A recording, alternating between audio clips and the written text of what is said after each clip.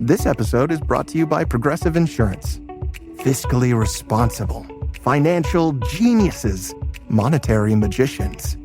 These are things people say about drivers who switch their car insurance to Progressive and save hundreds. Visit Progressive.com to see if you could save. Progressive Casualty Insurance Company and Affiliates. Potential savings will vary, not available in all states or situations.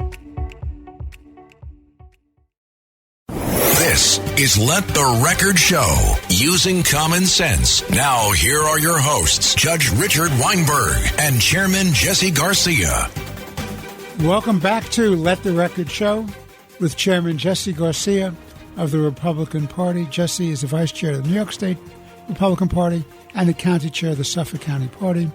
With us is our good friend, esteemed colleague, noted attorney, commentator, and essayist, Eric Levine. I'm Judge Richard Weinberg. I'm honored and delighted to be invited back by Jesse and Eric, who barred me from being on the show last week. I don't know, Jesse, there's some strange guy claiming to be Richard Weinberg, but I'm not sure. What's going on with the security over at WABC? Well, we're going to have to look into that. I have to talk to Cassimatidis about this. Into that. If they'll let me in, they'll let anybody in. So. Clearly.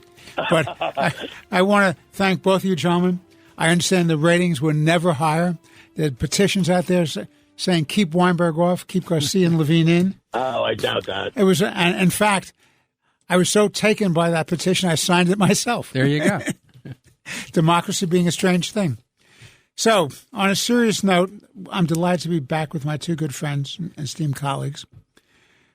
On a very tragic, sad note, Eric just wrote a column about this, which I will circulate to a reading list.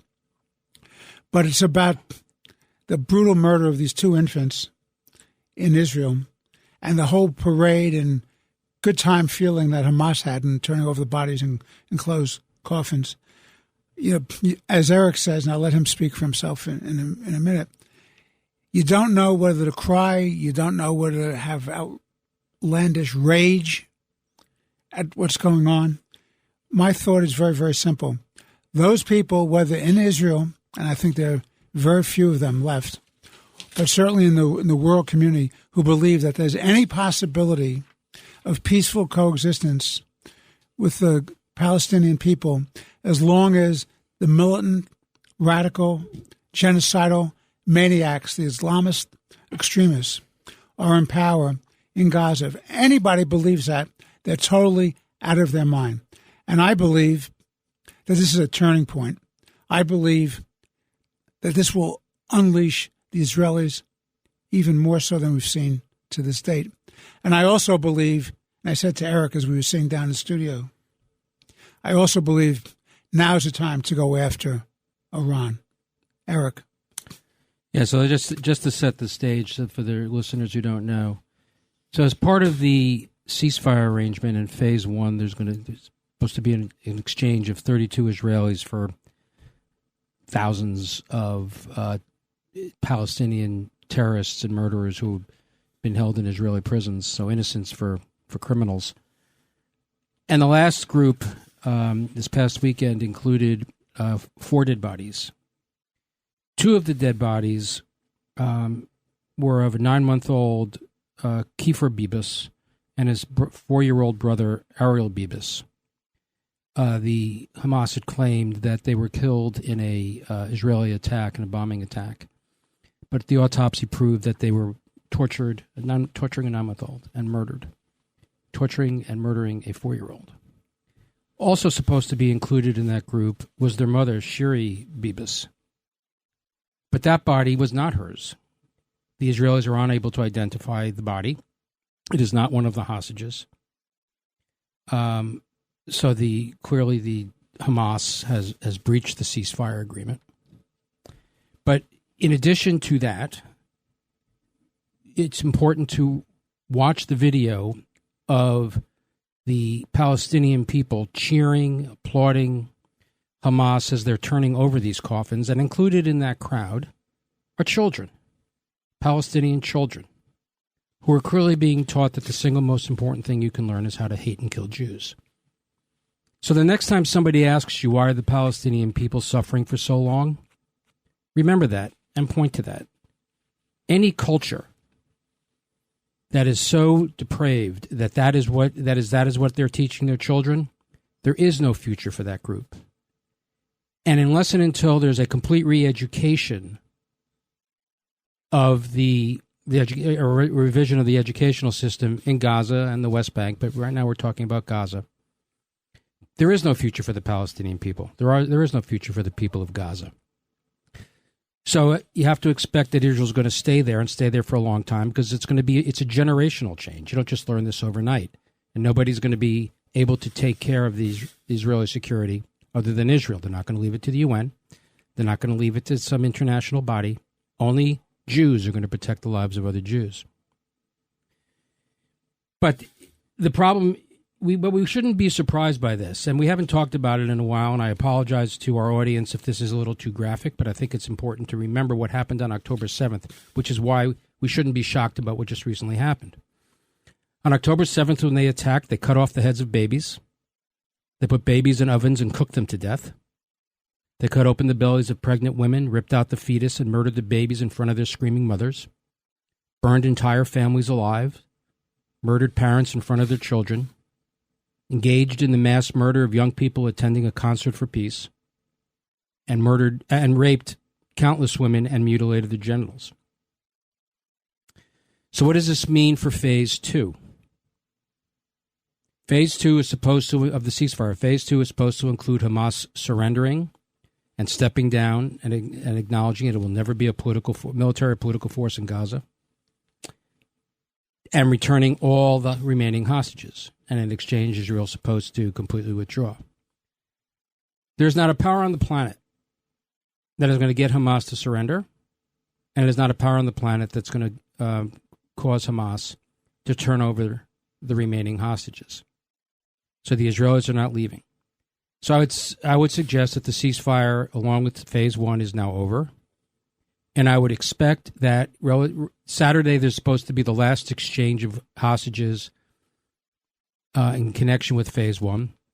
And that shortly after that, this is Friday, February 21st. We'll be airing this show on Sunday, February 23rd. So I think by that time the ceasefire will be over. Then the question will only be the timing of when the Israelis re-engage in Gaza. And I would expect that in the wake of the Bibas atrocities, that attack is going to be overwhelming. If people of the world have thought that the Israelis' attacks to date have been vicious, you ain't seen nothing yet. The rage, the legitimate rage and righteous rage that the Israeli people feel, that world Jewry feels, the international humane Western civilization feels, is legitimate. And the Israelis have every right to go back and do whatever is necessary to secure their people and secure their nation. Now, unlike Hamas, Israel is a civilized, peace-loving country that values life and the cause of Western civilization. So notwithstanding these atrocities, the Israeli attack, as ferocious and as vicious it may be, will attempt to the best of their abilities to protect the innocents and only go after the savages. Now, of course, civilians will be killed. That's what happens in war. But we should always keep in mind that during the attacks in Fallujah, when the United States was trying to secure these cities from Al-Qaeda and ISIS, it took us 9 months to a year, and the ratio of civilians to terrorists was roughly 3 or 5 to 1. The Israelis, in their efforts to date, have ratios of 1 to 1. 1 to 1. Far better than what the American effort was. Not because America didn't try, it's just because it's the nature of war. Nature of war, but Israel has learned more from the American experience, and they have implemented it to try to save innocents. So to those who would come out and say that they take issue with the Israeli response, those Jew haters, those pro-Hamas, that group, I would just say this. Nobody cares what you think. The Israelis are going to do what they've got to do, and the world be damned, they're going to do it. And thank God Donald Trump is president, because all I know is if Joe Biden were still president, when the Beavis boys came back and Shiri was not returned, all we would hear would be de-escalate, de-escalate, refrain, refrain. Where has that garbage, where has that crap gotten us? It has prolonged the war. It had caused more death. It has put Israelis and Jews and Western civilization in danger. The Trump administration, to its credit, the first leader that Donald Trump met, foreign leader that he met, was Prime Minister Netanyahu. And contrary to the Biden arms embargo against Israel, Trump very publicly signed documents on TV authorizing this massive sale of weapons to the Israelis. Now, to Richard's point, I have said repeatedly, and I'll say it again, you can kill every member of Hamas, every member of Hezbollah, every Houthi, regardless of whether he's living in the 5th or 6th or 7th century. But as long as the regime in Iran continues to exist and function in its current capacity, this episode will repeat itself. We have to eviscerate Hamas. There is no substitute for that. And eviscerate in the literal sense of the term. But Iran remains the single greatest threat to Israel, the Middle East, and the world, and it has to be dealt with, and it must be dealt with now. The Israelis have successfully wiped out their missile defense system. It is completely naked and exposed. There's no time for negotiation. There's no reason for negotiation. It is now time for revenge, and the Israelis must extract as much revenge as possible. It doesn't require any boots on the ground. And with any luck, if the Israelis are successful in taking out the Iranian nuclear program, hopefully the Iranian people will be sufficiently empowered to rise up and replace the regime. And unlike Barack Obama, who remained silent when the people of Iran were chanting in 2009, Obama, Obama, are you with us or with the Nazis? He remained silent. In 2015, when they rose up again, Obama, Obama, are you with us or with the Nazis? Obama not only remained silent, he entered into the nuclear deal and gave Tehran hundreds of millions of dollars, much of which they used to oppress and beat their own people and spread terrorism around the world, and gave them a legal path to a nuclear weapon. Similarly, when President Biden took office, the people of Iran, I forgot the woman's name, it's not coming to me right now, but the woman, Masha, I forgot her last name, didn't wear her headscarf properly and was literally beaten to death in the streets of Tehran. And the people of Iran rose up again and said, President Biden, are you with us or are you with the Nazis? And he remained silent and did his best to bow and scrape and beg the Iranians to get back into the Iranian deal. Those days are over. It's time for maximum pressure from the United States and an overwhelming military response from Israel. And that will not start a war.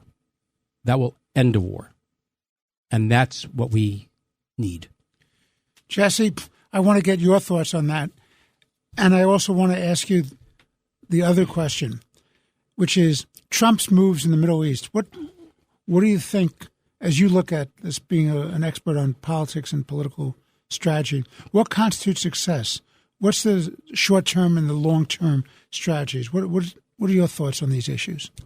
I don't know how much I could add to what Eric and you have already offered, except to emphasize how barbaric. I would love to say this was tragic and sad, but it's not. It's barbaric.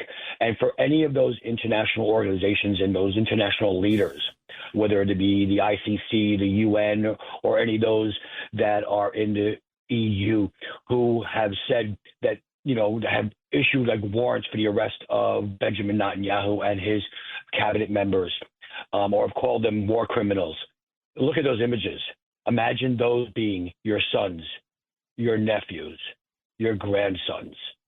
That is what the devastation and the barbarics that Hamas brings. Absolutely, they need to be wiped out. And Israel must have every right, and they have every right to defend themselves and to take action to protect the security and the public and the safety of their people. And you know what? The fact that the United States is now not straddling a red line that they continue to move, or trying to play pacifist at the world stage, or trying to cajole a murderous group like Hamas or Hezbollah or anybody else there that is going on in that region. Now there's a full partner, full-throated, full in support, shoulder to shoulder.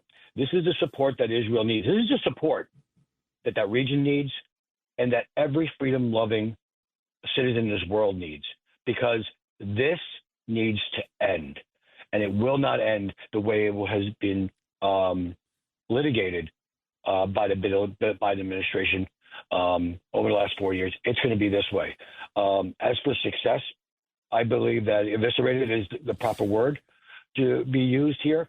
I think that everyone needs to understand what is coming has been earned.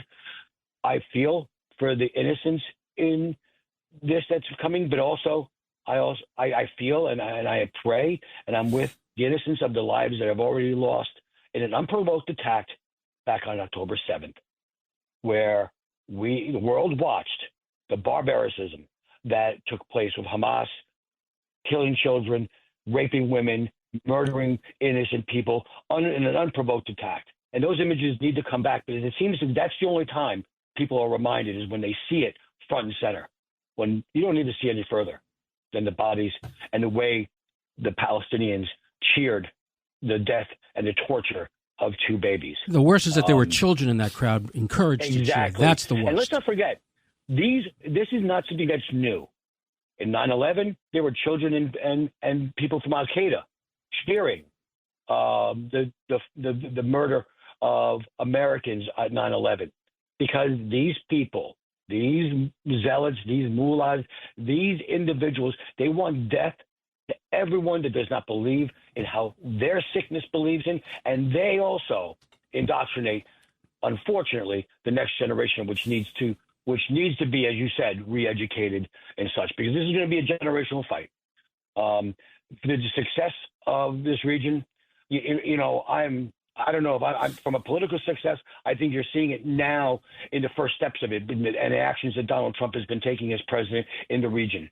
But first and foremost, the security of Israel and the continuation of their way of life and of those people, our friends, our allies, need to continue. A non-nuclear Iran needs to take place. We need to either be there shoulder to shoulder, airplane for airplane, to take out the nuclear capabilities and the leadership of Iran. That's the way it's going to happen, because they're not going to stop. They're going to use proxies to continue to harm Israelis and Americans in that area, and people from and those individuals from our allies from the West. And of course, ultimately, when Hamas is eviscerated, when Iran is now put in check, where they are assured through military force or otherwise and sanctions, but certainly that blunt object that is the military of Israel and the United States, that we need to have the expansion of those Abraham Accords, because everyone in the region, every Arab country in the region wants and has the same goal in mind that the Israelis have and the United States have. We need to put an end to the regime in Iran. I agree with that. And you and Eric, I think, have really hit the points. It's very, very troubling. I'm not optimistic about this, but I know that in my heart of hearts that this is a turning point. What we just saw demonstrated in the streets of Gaza when they were turning over the bodies of these poor infant children, if it doesn't sicken you, doesn't enrage you, then you've lost your humanity. This is Left the Record Show with Chairman Garcia, the Republican Party, noted attorney, commentator, and essayist Eric Levine. I'm Judge Richard Weinberg. Please stay with us. We'll be back in but a few moments with more important and interesting conversation. Let the Record Show is on the air.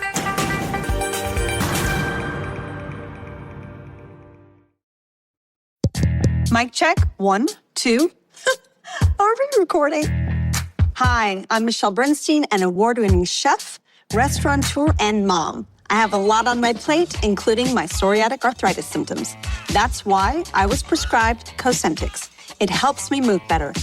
Cosentyx secukinumab is prescribed for people 2 years of age and older with active psoriatic arthritis. Don't use if you're allergic to Cosentyx. Before starting, get checked for tuberculosis. An increased risk of infections and lowered ability to fight them may occur, like tuberculosis or other serious bacterial, fungal, or viral infections. Some were fatal. Tell your doctor if you have an infection or symptoms like fevers, sweats, chills, muscle aches, or cough, had a vaccine or plan to, or if inflammatory bowel disease symptoms develop or worsen. Serious allergic reactions and severe eczema-like skin reactions may occur. Learn more at 1-844-COSENTYX or Cosentyx.com.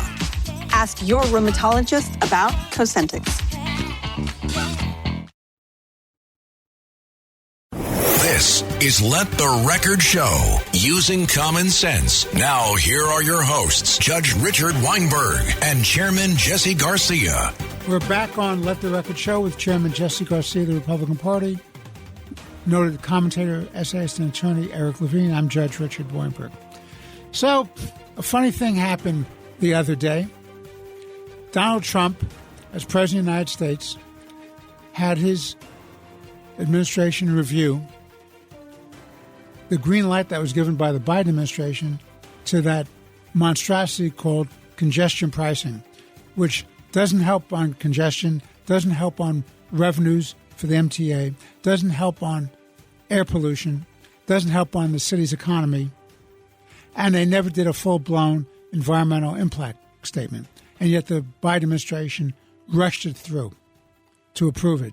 And Hochul, our esteemed governor, what did she do?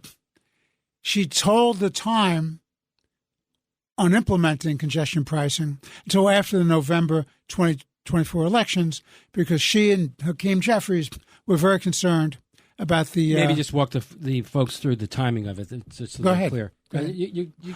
Well, what happened was there's an election in November 2024. The entire state legislature is up and the entire House of Representatives in New York are up, like elsewhere in the country. And Hochul puts a pause on implementing it. Why? Because people are outraged by this overwhelmingly. I mean, statistically, I think 70-80% of the people oppose it. It penalizes commuters. It's bad for the economy. It doesn't help the environment. It's another tax. It's a money grab by an corrupt, inept public authority called the Metropolitan Transit Authority, the MTA. It's a joke. It never should have happened.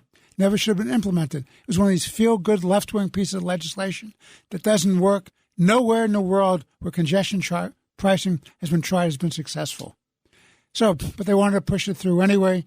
So Hochul gets the message. All part of this green agenda. Right. And Hochul gets the message from Hakeem Jeffries. You can't do this. It'll hurt us for the House seats in New York.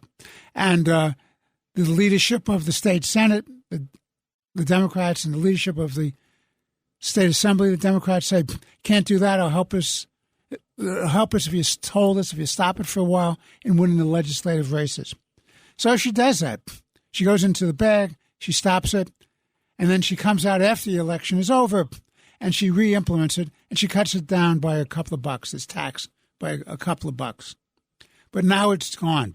But yet, as we speak, it's gone, but they still have the collection of the tolls. They haven't stopped taking the tolls. Why the Trump administration has not run in there to get an injunction on that to mandate that they stop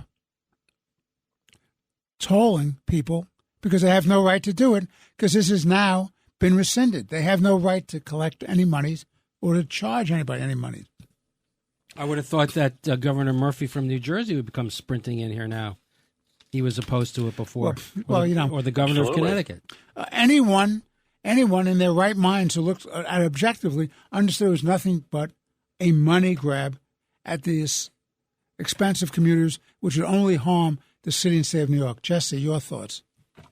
Yeah, you outlined it perfectly. And this is nothing more than a money grab. This is a money grab for the failed Democratic policies of New York City and Albany by Kathy Hochul and her progressives. And to think of it, I want to give credit to the Trump administration and Secretary Duffy. They methodically used the tools in their toolbox and the laws and the procedures through the Department of Transportation to bring an end to this congestion pricing. I'm like you, as we reported the show, perplexed that the MTA and the governor are still collecting these tolls. But I do believe that there will be litigation that comes forward with that. And this is they're going to try and the Democrats are going to try and point this into an anti-New York thing and whatnot. But it's funny, you just pointed it out. Governor Murphy of New Jersey, not the biggest Trump fan in the world, certainly comes from a blue state. Trump did much better in his state than they had projected, but he applauded these actions. Why? Because everyone recognizes what this is. This is a bailout, a constant bailout at the expense of suburban taxpayers, of the failed, bloated, unuseful MTA system here in the state of New York. That's what this issue is right now. And Donald Trump used that process right. He used, and his administration used the price right to bring an end to this congestive pricing. Now, unfortunately, it seems like we're going to have to go into court to prevent the collection of these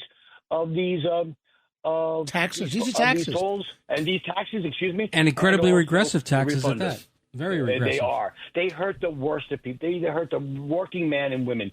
That's what this hurts the most. So I think this is very good. It was a great move by the president. Good for him to take a victory lap about this. I'm sure that New York was prepared. The governor was prepared for this. She's going to go try and go all Rambo style. It's not going to work. 70% of the people are against this regressive tax. She's on the wrong side of it. She's on this side of it because of a primary coming in 2026. This is exactly what it is, and she wants to not have to limit the exposure financially at her state budget for the MTA. Yeah, I think everything that Kathy Hochul, the incumbent governor of the state of New York, does consistently, but even more so now, it's all politically generated, Jesse. Yeah, she's concerned about a primary from the left. Exactly. Eric's right, and Jesse, you just know that there's no intellectual or moral integrity or clarity here. It's all about what helps her to stave off an attack from the left in a primary and to try to win re-election to another term as governor. That's what it's about. And in that regard, I want to raise this issue with the two of you gentlemen. And I call this the political assassination of Mayor Eric Adams. In my humble opinion, gentlemen, it's all about the fact that Adams was supporting, with the Trump administration, border control, about getting rid of illegal migrants with histories of violence, criminal migrants. Not just the criminality of going across the border, which itself is a crime, but I'm talking about the ones who come over here with very bad criminal records or who commit violent crimes here in the United States. So Adams is doing the right thing as opposed to, let's say, the mayor of Chicago or the mayor of Denver. He's cooperating. Why is he cooperating? Because it's the law. It's the immigration law. There is no such thing, gentlemen, as a sanctuary city. No such as a legal sanctuary city. No. There are plenty of sanctuary cities, but they're illegal. Of course, they're unconstitutional. There's no right. Federal law trumps. You cannot have your own foreign policy or your own border policy as a city, a county, a locality, or a state. You're bound by the law of the United States with respect to immigration. You're bound by the constitutional obligation of the president to protect and defend this country and its borders. This is ridiculousness. So they go after Adams, and all of a sudden they decide he should be removed from office. And you have such luminaries as Al Sharpton, or Brad Lander, the city controller, or Adrian Adams, the speaker of the city council, and Jumaane Williams, the public advocate. I mean, what a clown! What a clown show! Who would become mayor?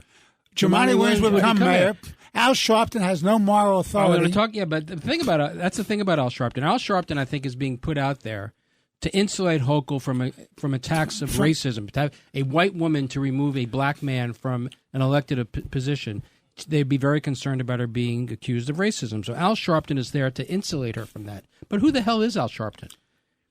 Al Sharpton has made his career being a racial huckster. Being a racial huckster and an anti-Semite. He's responsible for the pogrom in Brooklyn during the Dinkins administration. The death of he contributed to the death of Yankel Rosenbaum. The fire in Harlem, which he talked about getting Jewish interlopers and their businesses out of Harlem. The Tawana Brawley hoax. The guy has made a living out of being a liar and a huckster and a racist and an anti-Semite. But somehow this guy has a moral authority. Taxes.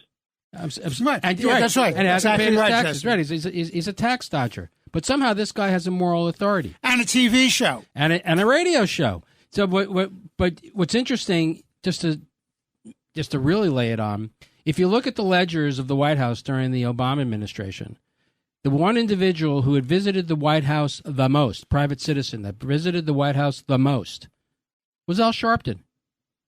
You know, you say to the rest of the country, Al Sharpton is your moral authority. You're really saying something there because you're scraping the bottom of the barrel. And he may be important in some sectors, but in many quarters, he is toxic. So he's just kind of there. And deservedly so. And deservedly so. He's just kind of there to give it, to buffer Hochul from these allegations of anti-Semitism and I'm sorry, from being for racism in the event that she were to remove Eric Adams. But God forbid she should remove Alvin Bragg. So, Jesse, let me ask you this question.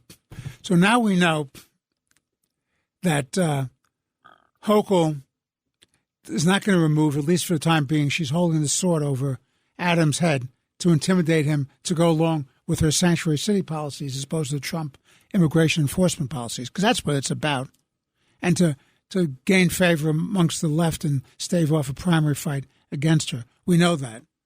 So what does she do? She says she's going to prepare legislation which is going to do a number of things. You have a special deputy inspector general to watch over Adams' shoulder and watch what he's doing. You're going to give more money to the state controller to do audits and investigations. And the craziest thing in her proposal for legislation is she's going to give the right to the New York City Council, the public advocate, and the city controller to sue the federal government if they don't like what the federal government's doing. So I decided on Katz and Cosby to sum it up in the following phrase, based on Hochul's press conference announcing what she was going to do. This is Kathy Hochul's declaration of war against federal law enforcement and against Donald Trump. What say you, Jesse? Well, I think her declaration of war goes well beyond that when it came to the immigration and the cooperation with ICE. I absolutely. I mean, we all understand it. And no, you don't have to be a Harvard scholar from Harvard Law to realize that Mayor Adams got into this mess because he was fighting with the Justice Department, the Biden administration, when it came to illegal immigration in sanctuary cities. Now, arguably, he could have taken actions to repeal that to save the city, but it would never have gotten through the city council. This, like most everything else, her battle with Donald Trump on multiple issues, from the immediacy with when on his election that she was going to Trumpify New York from the administration, to congestion pricing just earlier this week, to this matter right here. Every decision that that Kathy Hochul makes is based on a primary coming and looming in 2026 for the governor's mansion. It seems eerily familiar. It seems like that is what we heard and we saw, because right leading up to 2024, every decision that Joe Biden was making was for the purposes of an election, of a possible election victory in November 2024. This is her trying to play both sides of the aisle, but you're absolutely right.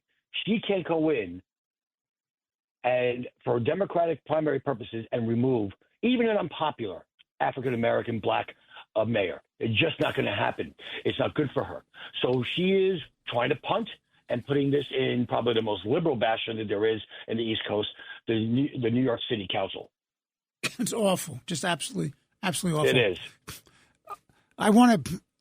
But we should also just point out who would become mayor. We said Jumaane Williams. And who is Jumaane Williams? The guy is an avowed communist.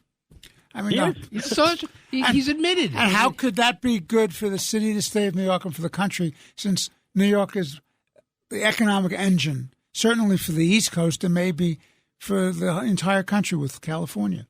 But, Judge, it's not, and we all understand this, and our listeners get it, but let's just remind them, it's not about what's good for the city. It's not about what's good for the state. when it comes to these Democrats like Hochul and company and these progressive, it's about power, influence, and greed. They want to control every aspect of our lives. They want to keep their money train, which Donald Trump is exposing at the federal level, going and flowing so that they can keep their kingdoms paid for by the taxpayers of this great city and state. Well, we're going to have to take a break. Well, kingdom is very misogynistic. Yeah. Queendom, kingdom. All right. Well, I want Persondom. That's right. We're going to take a break on Let the Record Show with Chairman Garcia, the Republican Party, noted attorney, commentator, and essayist Eric Levine. I'm Judge Richard Weinberg. Let the Record Show is on the air.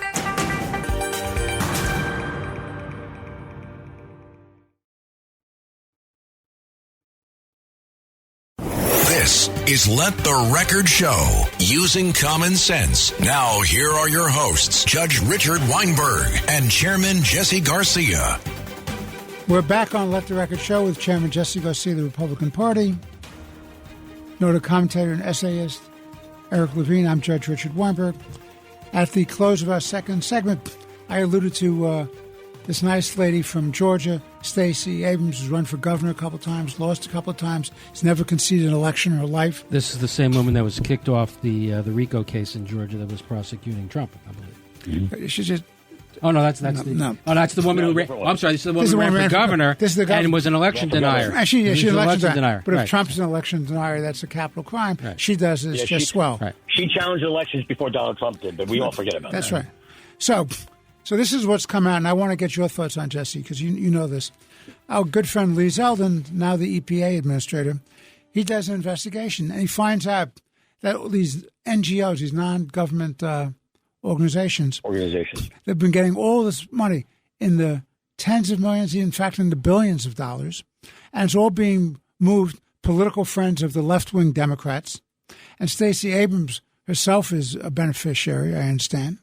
And also, she's just had to do a settlement with a fine of $300,000 for campaign finance finagles in the state of Georgia. This is the great moral leader of the Democratic Party, the new face of the Democratic Party, the Stacey Abrams, who thinks that she should have been president of the United States, let alone governor of the state of Georgia. I mean, really, this woman should just give us a break and get off the stage. So, Jesse, tell us what you know about this. Sure. First of all, Suffolk County's favorite son, Lee Zeldin, who was our congressman for many years and a senator. And I know every New Yorker, common sense New Yorker, is, just kicking themselves for him not being our governor this year during this crisis time. He was confirmed as the EPA administrator. Now, let me just backtrack a little bit. This comes on the heels. This $2 billion, revealing these $2 billion that were going to an NGO that's going to a politically motivated groups, first came after Lee Zeldin identified $20 billion that the Biden EPA had squirreled away in an attempt to prevent the Trump administration from clawing back the money to these obscure little various groups. And they're all $20 billion, not million, billion with a B. With a B. We're almost talking real money here. Almost talking real money. Yes, exactly. Thank you, Senator Everett McKinley Dirksen. Okay. Yeah, exactly. So we identified, and he's beginning the clawback of that. And moving forward, amongst that new revelation is that $2 billion to a climate group with ties to the former Georgia Democratic gubernatorial candidate, Stacey Abrams, and I believe she was the state Democrat leader, and a fierce supporter of Joe Biden, was identified. Now, these monies were then handed out to other multiple left-wing groups funded by Abrams. And this is where it comes down to. These are all taxpayer dollars. These are all of the people's monies. And when we talk about too much spending, we talk about we shouldn't cut this, we shouldn't cut that, because these are services that are needed. What the Biden administration and the Democratic administrations were doing this in 12 of the last 16 years, were funding their allies in the NGOs and these not-for-profits, along with their partners in the media. Let's not forget that aside from the EPA's $20 billion a day identified and $2 billion going to the Georgia Democrat gubernatorial candidate, Stacey Abrams, an election denier, and the first of many on the Democratic side, was the fact that Politico was getting $8 million in subscription fees from the U.S. government. This is the ability, this is the flow of cash, of taxpayer cash used by Democrats to fund their allies so that they could be disruptors on their side to be the mouthpieces against common sense Republican conservative philosophies and policies. This is something that we needed. Anybody that's ever said that we need to cut spending never went as deep as this. And this is where if there is a good thing, if there was one shiny little good thing that came from maybe Donald Trump having to step back for 4 years and allow Biden to be the president, is that he knew and learned what the federal government and bureaucracy was all about. And it allowed him the ability to prepare that from day one, he knew exactly where to go, what to do to start cutting and reaching a goal of $3 trillion in wasteful spending, because the Biden administration and his predecessor Obama administration were using American tax dollars as a cash cow to continue funding their allies to keep them in power for the foreseeable future. That is coming to an end, and I credit Lee Zeldin for finding the first $20 billion and then identifying this $2 billion to a failed climate group with ties to Democratic candidates and Democratic leaders. Very well said, which is a good segue, Jesse, to the following issue. I want to talk about the Trump-Musk political and public policy marriage. How's that working out for America? Can it last? In that regard, there's an attempt by the media and the Democratic Party to try to cause a break or a schism between Trump and Musk. And I must say to you, you have two very successful people, both with big egos, and you put them in a room and you wonder, how can they last? How can this marriage survive? How can this continue to work? And in that regard, they went on Hannity the other night, and they were interviewed, and you saw two very decent guys who love America, who care about America, who realize that deficit spending is not the answer, that having $37 trillion of national debt and growing, that the interest payments for the debt are equal to or about to exceed the entire defense budget of the United States in a dangerous world. So you have this marriage between Trump and Musk.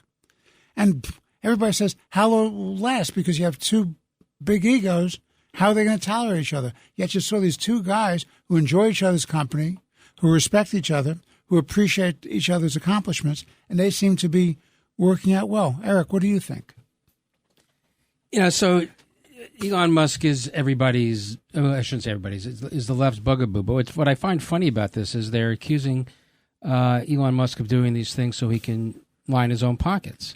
Well, he needs a couple extra bucks. He needs a couple extra bucks, I guess. He's the world's richest man. But what makes it particularly funny is that it's the Democrats' green agenda and the EV mandates and other such insanity that has made Elon Musk who he is today. They're the ones their policies are the ones that made him extraordinarily wealthy, that have made him among the reasons he's among, if not the most wealthy person in the world. And then they start accusing Doge of breaking the law and not following the law. Well, I also find that a little humorous because this notion that nobody's above the law and everybody should follow the law, I will remind people that President Biden not once, not twice, but 3 times defied the Supreme Court. You're talking about student loans. Student loans and the and rent abatements. So twice the Supreme Court struck down a student loan policy that Biden wanted to implement with the stroke of a pen without congressional input. He just ignored the Supreme Court and did it again anyway. When it came to rate abatements after COVID, went to the Supreme Court, and the Supreme Court said the federal government does not have the power to prevent landlords from collecting rent. And Joe Biden actually said, I don't care what the Supreme Court said. I'm going to re-up on this anyway, because it'll take time for someone to sue and to stop it. But at least I will have gotten my policy implemented for a prolonged period of time. So for the Democrats, it always seems to be do what I say, not as I do. And the hypocrisy is just off the charts. Jesse, your thoughts? It's amazing. Listen, I think we always, when you have two egos like Trump and Elon Musk in the same room, in the same mission, you have to be concerned about that. But you know what? I think that demonstrates the maturity of both individuals, especially Donald Trump, that he has no care. As long as right now the job is getting done and, Elon Musk is taking all the arrows, let him do that. I think that's fine. But let's go through the beginning of this, too. They were attacking that he's an unelected bureaucrat or unelected in doing this. I think that there were three great events that occurred this week as it came to that. Number one, it was the Trump-Musk press conference that occurred, or press avail that occurred in the Oval Office. And I think that's when, Elon Musk's son, basically stole the show. I think how they answered those questions very directly, one of his 22 children, I think. One of his 22 children, yes. Guy has a lot of energy. Let's be clear. Yeah. Listen, I remember anyway. Let's not remember let's not reminisce about what you remember. Go ahead. Exactly. But the other one was to sit down with Hannity. I thought over a 2-night period, Trump and Musk, friendly territory, and admittedly, what I liked about Trump is how honest he is being with the American people, transparent. Let's use the word transparent. He goes, listen, I'm here because you've always been good to me. Maybe I'll go on other shows, but I know I'm going to get a fair deal with you. And there were tough questions asked about how the procedure goes.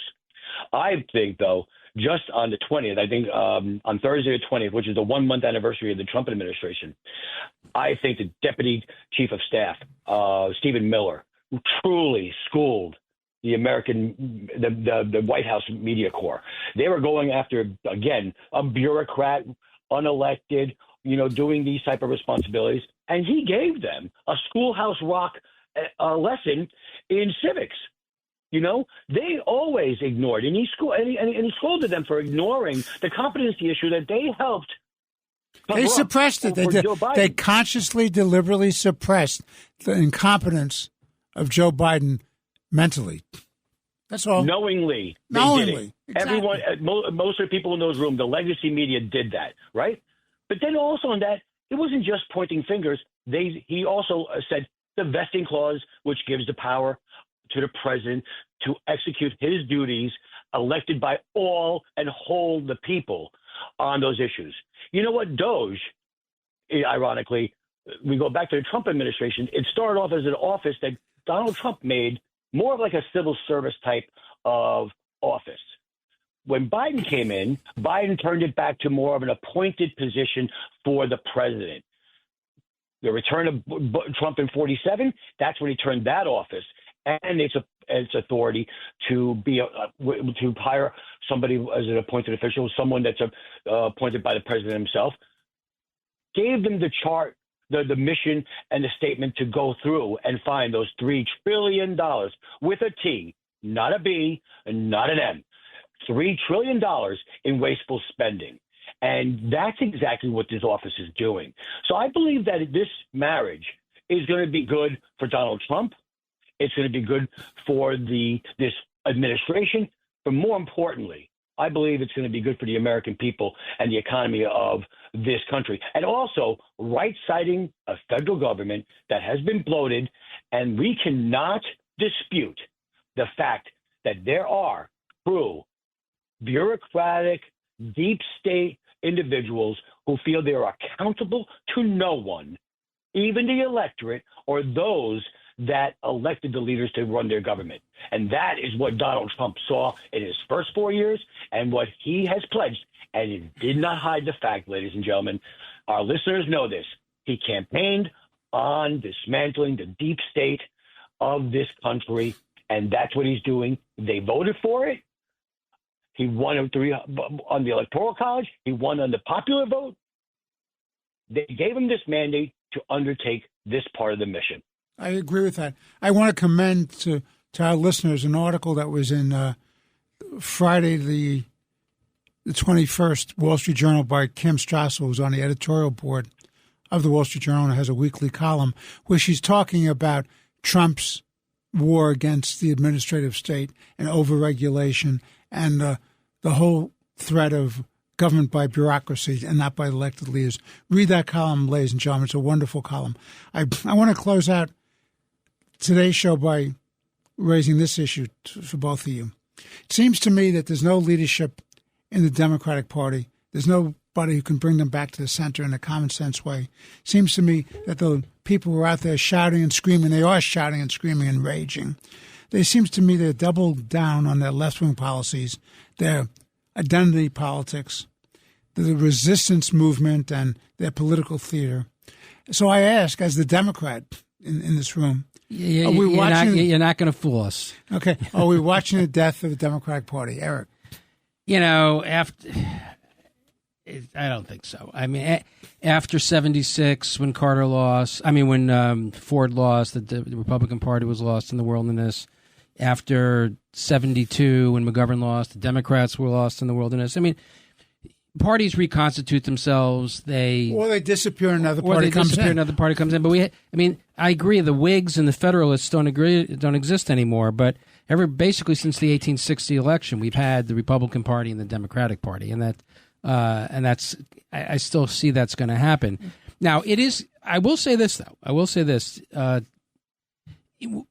It does appear that the Democrats are not getting the message, whereas after McGovern in 72, they kind of got the message and realized they kind of have to move back towards the middle. They realized that after the drubbing, and Bill Clinton moved them back towards the middle in 90. Was it in 92? When was Clinton first elected? After when he beat Bush. But after Bush beat Dukakis, they were Democrats from the wilderness. Clinton came in, moved to the middle, and won 92 and 96. Yeah, but you have to have a leader to get you out of the wilderness. Well, right. But when the leader only kind of arises once you get into the presidential election, the primary process, and somebody wins the primary. It's just an historical fact that the party that is out of power, certainly initially after the election, is kind of rudderless. You don't have one person directing the party. But what I do find interesting, to your point about, is the Democratic Party going to disappear? When Ken Martin, who was elected to be the head of the DNC from Minnesota, he went on to the stage to make his acceptance speech, and standing right behind him, over his right shoulder, as you look at it, was Ilhan Omar. Typically you want to surround yourself. You want the picture to be when you're accepting when you're making your victory speech. You want people behind you that are going to resonate with the people who are watching. So if you have Ilhan Omar standing behind you, what is the message you're trying to send? Who are you trying to get? I've learned nothing. Yeah, well, exactly. You've learned nothing. I want the vote of Jew haters. I want the vote of radical progressive Looney Tunes, of anti-Americans. People who don't hate, people who happen to be in Congress but do hate America.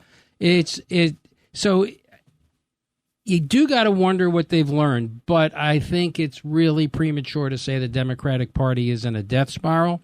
That remains to be seen, and they're going to be back and forth and all over and floundering all around the place until they really have the presidential primaries and they have a nominee. But I just think that's historically what's occurred in both parties. We just have a couple of minutes left. Jesse, what are your thoughts on that? I think they have no leader. There is no natural leader. And I do think that the Democratic Party that we grew up with is dead. We're never going to see that again under the Democratic banner any longer. It's a party, as you just pointed out, a member of the squad there, front and center, with the election of a new national chairman who comes from Minnesota and from Tim Walz's state, and where they have tampons in the boys' rooms and stuff like that. So they don't get their lesson. I don't believe they're going to. The Democratic brand is shrinking, and it's shrinking at an alarming rate of the fact that it's so progressive and so far left. Yeah, but don't underestimate a survival instinct. I can't believe they're just going to allow themselves to wither and die. Well, here's what it is. It's going to require maybe winning a red state somewhere, in a long shot race. But one thing that will topple them is a surprise, long shot victory in one of these reliable blue states. If the governor turns there, or if the legislature turns there, or both change there, that is going to be the signal that they need the next Bill Clinton, the next moderate, conservative Democrat. We need to bring back the Blue Dogs a bit, but the Blue Dogs don't survive in primaries any longer. That's the catch-22. I agree with that. And I think, look, I'm not making a prediction. I asked the question, and we're watching the death of the Democratic Party. But I say to you, you can only be saved from death if you have a turning point to go in a different direction. And I don't see that happening yet. Well, you have to diagnose the disease in order to be able to cure we know it. what the disease is. The disease is radical progressivism. Of course. By so definition. I nominate Richard Weinberg. Yeah. But Democrat Richard Weinberg. Is the force common sense that Democrat. Party. That's the problem with the Democrats. The disease is the force. Socialists and progressives is the force in the Democratic Party. Exactly right, Jesse. They're the defining group there. And that's where they have their conundrum. That's where their catch-22. At least in the Republican Party, we've had Tea Parties, we've had Trumpers, we have MAGAs, we have this. At the very least, our party, and I truly do believe, you've seen in primaries, moderates elected, MAGA Republicans elected, you've seen Tea Party members elected. All of them are there. Does it make it tough to govern? Absolutely. But it's a bigger tent. You can't be a pro-life Democrat in this day and age in the Democratic Party and survive. Well, I'm still a Democrat, and I hope to live long enough to see go back. And nobody believes that. And Eric does not believe that. There may be somebody out there who I'd give $20 to on the street who may believe. But yes, I am a Democrat, but I'm a common sense Democrat. You're a dino. I'm a dino. Democrat. And I want our country to survive. And under the leadership of the Democratic Party today, it will not survive. So we have to bring the country back by getting the Democrats to be common sense again. This has been Let the Record Show with Chairman Jesse Garcia of the Republican Party, noted attorney, commentator, and essayist Eric Levine. I'm Judge Richard Weinberg. It's good to be back with the crew, and I want to thank you for listening. God bless you, your families, and God bless America. We'll be talking with you again next week on Let the Record Show. Thank you. Let the Record Show is on the air.